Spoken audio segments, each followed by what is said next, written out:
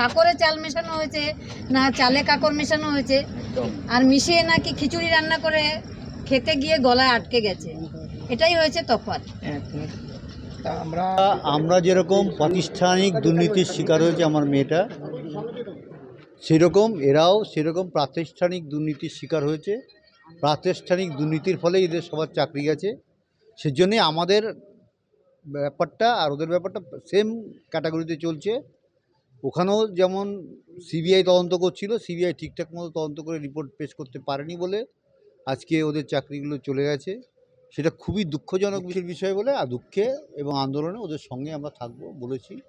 এবং এই শিক্ষকরাও একসময় আমার মেয়ের ন্যায় বিচারের দাবিতে অনেক মিছিল করেছে এবং অনেক স্কুলে আপনারা জানেন নিশ্চয়ই, মুর্শিদাবাদে সবচেয়ে বেশি আন্দোলন হয়েছে আমার মেয়েকে নিয়ে। শিক্ষকরাই এবং স্কুল থেকে বেশিরভাগই আন্দোলনটা হয়। কথা বলতে গিয়ে ঘৃণা করে কিছু বলতে গেলে, কারণ পুলিশ সম্বন্ধে কিছু বলতে গেলে সেই 9 তারিখে আমাদের যে অভিজ্ঞতা পুলিশ সম্বন্ধে হয়েছে, তারপরে পুলিশ সম্বন্ধে কোনো মন্তব্য করা সত্যি আমাদের কাছে লজ্জা, মানে কি বলবো।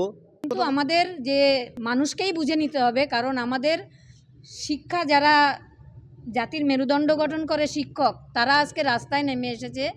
শিক্ষাটা আমাদের উঠেই গেছে বলতে গেলে। শিক্ষা পরবর্তী প্রজন্ম শিক্ষিত হতে গেলে যে এই শিক্ষক সমাজেরই দরকার, সেটা মানুষকেই বুঝে নিতে হবে, মানুষেরই পাশে এগিয়ে আসতে হবে এদের পাশে।